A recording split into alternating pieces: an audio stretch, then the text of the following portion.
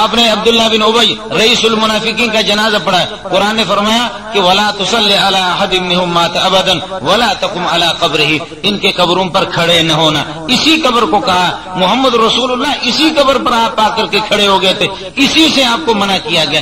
اس لیے میرے بھائی جان اس قبر سے انکار کر دینا اور یہ کہہ دینا کہ یہاں پر کوئی عذاب نہیں ہو رہا، میں عرض کر رہا ہوں اجماع امت کے خلاف ہے، حدیث متواتر کے خلاف ہے. صحابہ سے لے کر تا الی یومنا ھذا ہر مسلک کے اندر، ہر مذہب کے اندر اور ہر بات کے اندر اختلاف ضرور ہوتا ہے، ضرور اختلاف ہوتا ہے. اب آپ کہیں گے کہ جی اجماع ٹوٹ گیا، اجماع امت نہیں ہے اس لیے کہ غیر مقلدین نہیں مانتے لہذا اجماع امت نہیں. ایسا اگر آپ کہیں گے تو پھر کسی بات کے اندر بھی اجماع. غیر مقلدین کی حیثیت ہے کیا؟ پوری دنیا یا شافعیہ یا مالکیہ یا حنابلہ یا حنفیہ. اچھا آپ کو آسان سی بات بتاتا ہوں، اور باتیں تو چھوڑو. غیر مقلدین سے یہ پوچھو آج تک کہ آپ کی حدیث کی کون سی کتاب ہے؟ کچھ بھی نہیں. تفسیر کے معتبر آپ کی تفسیر کون سی کتاب ہے؟ کچھ بھی نہیں. اصول حدیث میں کون سی کتاب ہے؟ کچھ بھی نہیں.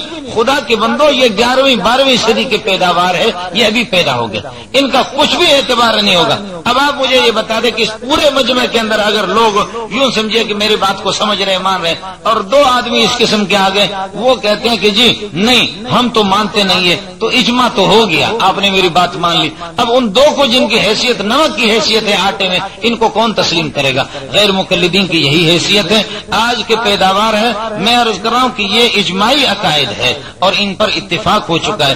اجماعی مسائل کو چھیڑنا، ان میں اختلاف کر لینا یہ قطعاً اجازت نہیں ہے. اور اس میں یہ ہے کہ جو آدمی اجماعی مسائل میں ٹانگ اڑانے کی کوشش کرتا ہے اس کا واحد علاج یہ ہے آغا خان اسپتال میں داخلہ لے لو، اس کے لیے دماغ کا علاج کرا دو، یا یہ ہے کہ لیاقت اسپتال میں اس کے لیے اس کو نفسیاتی ڈاکٹروں کو دکھا دو، ذہنی یہ ہے کہ جو علاج کرتے ان کو بتا دو کہ ان کا دماغ خراب ہو گیا. یہاں لکھا کسی نے اللہ پاک کو خدا کہنا شرک ہے، خدا کوئی نام نہیں ہے، یہ سوال دیا. میرے بھائی جان خدا اللہ کا ترجمہ ہے، خدا اللہ کا ترجمہ ہے. خدا کا معنی خود آئندہ. آپ یہ بتا دو کہ اللہ کو کسی نے لایا ہے یا خود آیا ہوا ہے؟ یہ اس صورت مولانا فرما رہے ہیں کہ لفظ اللہ کا ترجمہ کیسے ہوگا؟ یہ اس صورت میں جبکہ اس کو مشتق قرار دیا جائے. آپ لوگوں کے مشتق جامد کو کیا سمجھیں گے؟ لفظ اللہ کو جب مشتق قرار دیا جائے تو اس کا ترجمہ کیا جائے گا، اور جب جامد قرار دیا جائے تو ترجمہ نہیں کیا جائے گا. میں عرض کر رہا ہوں میں جو ترجمہ کر رہا ہوں وہ اشتقاق کی بنیاد پر کر رہا ہوں. اللہ کا معنی ہی ہے خود بخود آنے والا، یا اللہ کا معنی وہ عالم للذات الواجب الوجود. واجب الوجود کا معنی یہ ہوتا ہے لذاتہ بذاتہ، لنفسہ بنفسہ، لعینہ بعینہ، خود بخود آیا ہو، اس کو کسی نے نہیں لایا. اور اگر آپ کو سمجھ میں نہ آ جائے وہ الاول وہ الآخر وہ الظاہر وہ الباطن، یہی اللہ ہے، خدا اسی کا ترجمہ ہے. خدا فارسی میں خدا کا معنی خود آئندہ، خود آیا ہوا ہے، جس کو وجود اپنے ذات ہی سے حاصل ہے، جس کا وجود کسی کا مستعار نہیں ہے، کسی سے حاصل کردہ نہیں ہے. یہ لفظ اللہ کا ترجمہ ہے اور کچھ نہیں. آپ مجھے بتا دو رحیم کا کیا معنی ہے؟ مولانا ابراہیم کیا ہے کام پہ؟ مولانا ابراہیم دہلوی اپنی کتاب کشف المغالطات صفحہ نمبر میں رقم قبر اس گڑھے کا نام نہیں جہاں جسد خاکی مدفون کر کے خاک میں ڈالتے ہیں، جہاں تک زندہ لوگوں کے ہاتھ پہنچ سکتے. اس گڑھے کو برائے نام یا بطور مجاز قبر کہتے ہیں. حقیقی قبر یہ نہیں ہے، حقیقی قبر عالم برزخ ہے. دماغ ہی خراب ہے. یہی تو مسئلہ میں نے عرض کیا، نہ برزخ کو وہ سمجھے نہ آپ لوگ سمجھے. مسئلہ یہی ہے. ہمارے جن اکابرین نے قبر کا انکار کیا ہے وہ قبر کا انکار نہیں کر رہے، وہ یہ کہہ رہے ہیں کہ قبر صرف اسی میں منحصر ہو، مردے یہیں پر دفن ہو. دیکھو جیسے قرآن میں آیا فیہا تحیون، اسی زمین میں تم زندگی گزارو گے، وفیہا تموتون، اسی میں تم مرو گے، ومنہا تخرجون، اسی سے تم نکل جاؤ گے. اب ایک آدمی کہے کہ جی ایک ضیاء الحق تو اس اوپر چلا گیا، وہیں پر اس کے ٹکڑے ٹکڑے ہو گئے، وہ یہاں فیہا تحیون نہیں ہوا، فیہا تموتون یہاں نہیں مرا بلکہ فضا میں مرا. آپ سمجھ رہے نہیں سمجھ رہے؟ یعنی یہ بھی آپ کے سمجھ میں نہیں ہے. تو میں عرض کر رہا ہوں کہ مسئلہ یہ ہے کہ جن ہمارے اکابرین نے یہ کہا کہ قبر یہ قبر نہیں ہے، قبر کے انکار نہیں کر رہے ہیں بلکہ کہہ رہے ہیں کہ قبر اسی میں منحصر نہیں ہے کہ صرف اسی میں دفن کیا جائے، اور آدمی سے یوں سمجھیے کہ اس کے علاوہ جو سمندروں میں غرق ہو رہے ہیں، جانور جن کو یہ ہے کہ کھا رہے ہیں یا جن کو جلا رہے ہیں، ان کا کوئی حساب کتاب نہیں ہوگا، بلکہ قبر اس سے ہٹ کر کے یوں سمجھیے کہ وہ برزخ میں وہ بھی صورت اس میں داخل ہے. باقی یہ کہ اس قبر کے قبریت سے انکار کریں ایسی کوئی صورت نہیں. یہ کہہ رہے کہ وہ کون سی حدیث ہے جس میں اللہ کے رسول نے مردوں کو کیا ہے مردوں کو ناف اور عورتوں کو سینے پر ہاتھ باندھنے کا حکم دیا ہے. حدیث ہے بھائی مستدرک حاکم کی بھی روایت ہے. ملفوظات انور شاہ کشمیری میں اللہ انور شاہ کشمیری رحمۃ اللہ علیہ نے بھی روایت نقل کیا ہے اور اس میں یہ روایت ہے کہ الفرق بین صلاۃ الرجل و بین صلاۃ المرأة یعنی مستقل حدیث ہے. انشاءاللہ اس کا حوالہ ہم آپ کو دے دیں گے. دیوبندی حضرات نماز کی آخری رکعت میں الٹے پیر پر بیٹھتے ہیں اور عورتوں کو کہے کولے پر بیٹھنے کا کہتے جب کہتے وہی تو میں نے عرض کیا کہ فرق والی روایت ہے. مطابق نبی علیہ السلام کے آخری رکعت میں کولے پر بیٹھتے تھے تو وضاحت کر دیں. میں نے عرض کیا کہ حدیث ہے اس بارے میں مستدرک حاکم کی روایت ہے. انشاءاللہ آپ کو دکھائیں گے. کیا نبی علیہ السلام کی والدہ والد اور چچا عبد المطلب تیار کردہ علمی کیسے گھر. فون نمبر 68229999 موبائل 03332179409 جنتی ہے. یہ کوئی عقیدے کا مسئلہ نہیں ہے. کشف الخفا و مزیل الالباس جو علامہ عجلونی رحمۃ اللہ علیہ کی کتاب ہے اس میں علامہ عجلونی رحمۃ اللہ علیہ نے ایک حدیث نقل کی ہے. بہرحال وہ فرماتے احیاہما فآمنا بہ ثم ماتا. اللہ تعالیٰ نے نبی پاک صلی اللہ علیہ وسلم کے والدین کو زندہ کیا تھا اور ان دونوں نے آپ پر ایمان لایا ثم ماتا پھر دونوں کا انتقال ہو گیا. یہ کوئی عقیدے کا مسئلہ نہیں ہے. صحیحین میں ایسی کوئی روایت نہیں ہے. صحاح ستہ کے اندر اس قسم کی کوئی روایت نہیں ہے. البتہ یہ کہ علامہ عجلونی رحمۃ اللہ علیہ نے یہ روایت نقل کی. ہمارے عقیدے سے اس کا کوئی تعلق نہیں ہے. آپ سے یہ نہیں پوچھا جائے گا کہ رسول پاک صلی اللہ علیہ وسلم کے والدین جنتی تھے یا جہنمی تھے.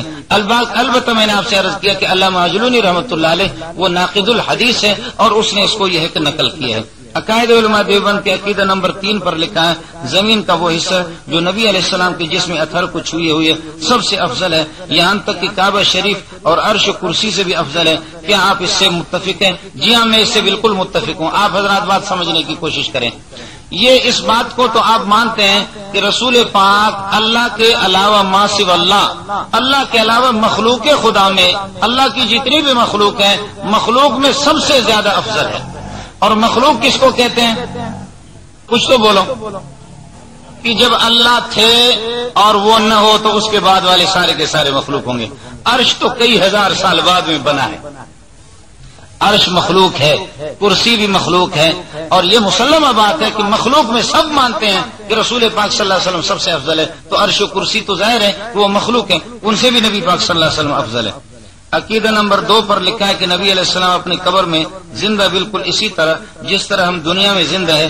کیا آپ اس سے متفق ہیں؟ بالکل اس سے متفق ہیں.